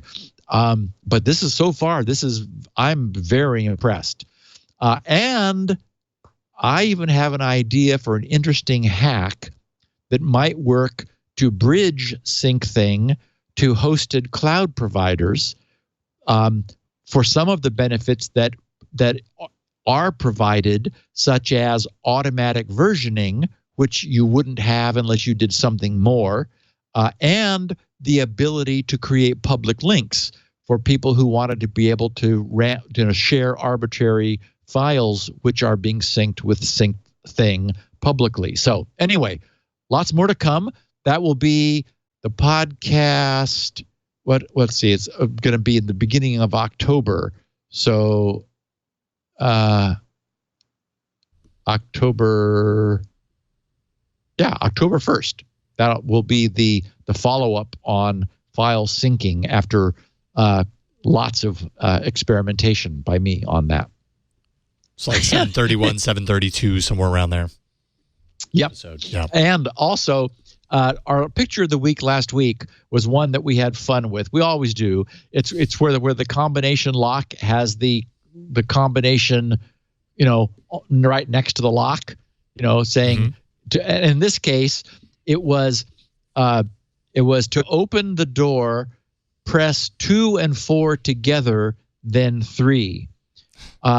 And a number of people commented. A good friend of mine was familiar with that particular combination door lock, and he noted that press 2 and 4 together, then 3 is, in addition to being printed on the doors, on the paper right there on the door, also the default factory set combination for those locks. Of course, unbelievable. Of course, it is. Of course, it is unbelievable. I posted. I have a nice comment about SpinRite. I posted 2 weeks ago, actually, almost exactly 2 weeks ago, a post called Toe Stubbed. I posted it to the Squirrel News Group. My bookkeeper, operations officer gal who's been with me for about 35 years, Sue, her trusty and crusty, very old Windows XP machine, which she had been using for GRC business, finally died. I remember talking about this a couple of years ago because I had a pair of mirrored hard drives, and it's being backed up using Jungle Disk. So all of the accounting information and stuff that was important on that machine was being continually backed up to the cloud. So nothing was ever in danger, but it's a pain to rebuild a machine. So 2 years ago, I picked the machine up, brought it here. One drive was completely belly up. The other one was in bad shape. I ran SpinRite on it overnight, brought the drive back to life, was able to clone it to a new pair of mirror drives, and gave it back to her. One of the reasons that we stayed on XP is that we have some 16-bit code. The very first database we used for managing SpinRite 1 sales, 1, 2, 3.1, 4, and 5, until toward the end of 5, I wrote GRC's e-commerce system, which we've been using through the end of 5. Well, immediately after finishing 5, I wrote the e-commerce system, and then wrote SpinRite 6, and then all of SpinRite 6 sales has been through that e-commerce system. But earlier customers want to be able to upgrade, and so we've kept that. It was Fox Pro version 2.6 that ran in a DOS box, and it is very 16-bit code. Anyway, so this happened again 2 weeks ago. Email from Sue. Machine was dead. She switched to using her laptop to continue doing email. Wednesday morning, since I couldn't do it because of the podcast on Tuesday, I ran down, picked the machine up.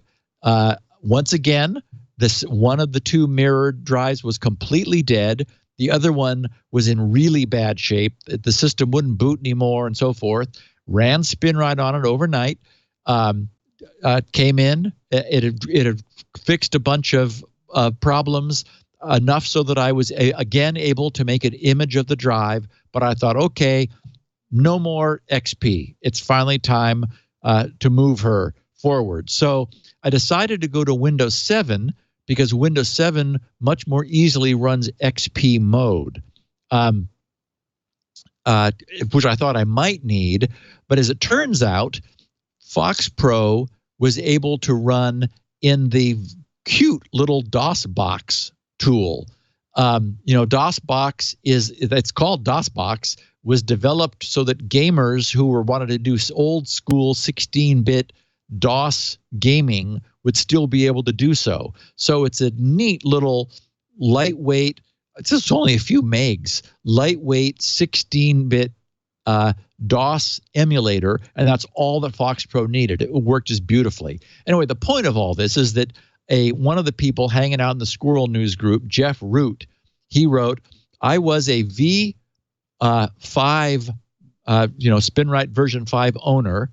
He says, and when I wanted to get the latest, I just bought the V6, the version 6 release. He says, it honestly never occurred to me that GRC would be able to find my previous purchase in their records, especially since years had passed. He says, now you're running Fox Pro in an emulator just in case someone wants to upgrade? ? He says, I wish Microsoft had as much respect and sense of responsibility for their customers. Perhaps if GRC had shareholders, the answer would be different. And then a smiley face. So anyway, fun story. Sue's machine is up running 7. No data was lost thanks to SpinRite. And yes, if somebody purchased a copy of SpinRite in 1987, we can find you, confirm your purchase, and offer you a discount to SpinRite 6. However, as I did say, when we finally do release SpinRite 6.1, which will be the thing I start on immediately after finishing the Squirrel documentation, which means it's not far from now, that 6 will have existed for 15 years. So at that point, we're going to say, okay, we're going to finally give Fox Pro a rest and not continue to upgrade people, because anyone will have had 15 years to upgrade to 6. But anybody who has 6, as I have always said, will get 6.1 for free, and then we will be moving forward. So a couple of closing the loop bits from our listeners. A listener whose Twitter handle is Spawn and Jesus, I think that's how I would pronounce it. He said, hey, Steve, I haven't jumped into this week's podcast yet, but I thought I'd let you know your latest ransomware creators are obviously into anime. And I mispronounced it again. He says the word RYUK should be pronounced Ryuk. He said, as he's a character from a series called Death Note. Also, thanks for the best tech podcast on the wire. I've been listening for over a year. Originally discovered your website as a kid in the 1990s. He says, I love Squirrel. I love SpinRite. I'm patiently waiting for the next version to purchase another copy. Wow. Well, thank you. I appreciate that. And as I said, I will be getting to that before long. Graham Booker wrote, random SN question. He says, I've noticed in many of your show notes for Security Now, you have tilde 30 tilde at the end. What's the history / meaning of this? He says, the squirrel logo in its place in number 725 reminded me of this. And anyway, so Wikipedia has this to say about -30-. Wikipedia says 30 has been traditionally used by journalists in North America to indicate the end of a story. It's commonly found at the end of a press release. There are many theories about how the usage came into being. For example, from that number's use in the 92 code of telegraphic shorthand to signify the end of a transmission in the American Civil War era. Wow. Also, Wikipedia says it was included in the Associated Press Phillips Code of abbreviations and short markings for common use. And it was commonly used when writing on deadline and sending bits at a time to be typeset as a necessary way to indicate the end of the article. So that's what the 30 is, although I confess I have switched to using the squirrel logo because it's cute and it just occurred to me that I could. So there. Yeah, I like it. I think the squirrel works better than 30 in my opinion. Yeah, I do. And thank you. And Lauren Burlingame tweeted, Steve, I just listened to the latest SN where you were talking about synchronization. I am not sure if you've run across my favorite synchronization utility, SyncBack. And he gives the URL 2brightsparks, 2 as in numeral 2, brightsparks.com, syncback/sbpro ... He says, but figured it is worth mentioning in case you haven't. It is Windows software and can run from scheduled tasks, but it supports everything you could ever want in a sync utility, including synchronization to S3 and other cloud providers, OneDrive, G Drive, etc., ransomware protection, versioning, encryption, etc. You have to pay for the Pro version to get all those features, but it's worth the money, in my opinion. Thank you so much for Security Now. I never miss an episode, and every Wednesday morning, it's like a mini Christmas when I see the show in my feed. I should also mention that I have, and I was wondering why I had this whole thing here in the notes, but here's the reason why. I should also mention that I have also run into all of those issues you described with OneDrive and Google Drive clients, and I stopped using them in favor of SyncBack. The beauty is that since I'm using OneDrive's and G Drive's backend, I can access the files on mobile platforms as well. Anyway, so I did appreciate the fact that Lauren commented that he or she had stumbled upon the same problems that caused me to finally start looking for something other than the first kind of more obvious choices, Google Drive and OneDrive. Thank you, but neither of those work. And we will be, in a month from now or so, talking about what it is I found that does. And I'm going to try to keep up with all the tweets and all of the feedback into grc.com/feedback of people telling me what their sync discoveries are so that I can produce a comprehensive report. I think I'm going to be able to do one and even come up with some interesting hacks that maybe no one has thought of before. So I think that's going to be a great podcast. It won't have any news, but we'll catch up on 2 weeks of news that I miss on the podcast that follows that. So I think it's good stuff. Absolutely. grc.com/feedback for anyone that wants to participate. Yep. Right on. grc.com/feedback. Jam-packed as usual. What are you going to do next week? Because you don't have BlackHat or DEF CON to draw from, and nothing happens in security if there's no BlackHat or DEF CON. That's true. Although, well, I mean, right. There were a couple stories that I ran out of page count. This page count generally brings us to about 2 hours, which is sort of my target, and that's where we are at 1 hour and 54 minutes right now. So there will be a couple things I did not get in this week that I will be covering next week because they are also interesting, and I have no doubt that another week will bring us another week's worth of, security events. It always seems to be the case. Always, right? You can go to grc.com to find everything you need to know about everything Steve is working on. SpinRite, of course, the best hard drive recovery and maintenance tool. You can find a copy by going to grc.com. Information about Squirrel. Steve, you got to be so excited to be this close to finishing the documentation on this. I can only imagine. Yep. Been working on this for a while. Information Squirrel can be found there. Audio and video of this show, as well as transcripts. If you want to find transcripts of Security Now, grc.com. That's where you're going to find them. I don't believe those are surfaced anywhere on our site, right? It's only a GRC. Correct. There you go. So that's where you go. If you want to come to our site for the show, the website is twit.tv/SN for Security Now. There you're going to find the audio, the video links, podcast subscribe links, everything that you need to know, all episodes, so you can start from the beginning.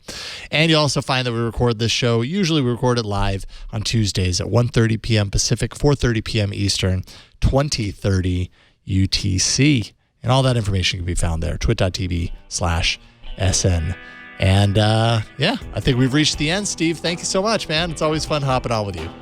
Jason, it is, and thanks for standing in for Leo. It's always a pleasure working with you. You bet. We'll talk to you soon, and Leo and Steve will see you next week on Security Now.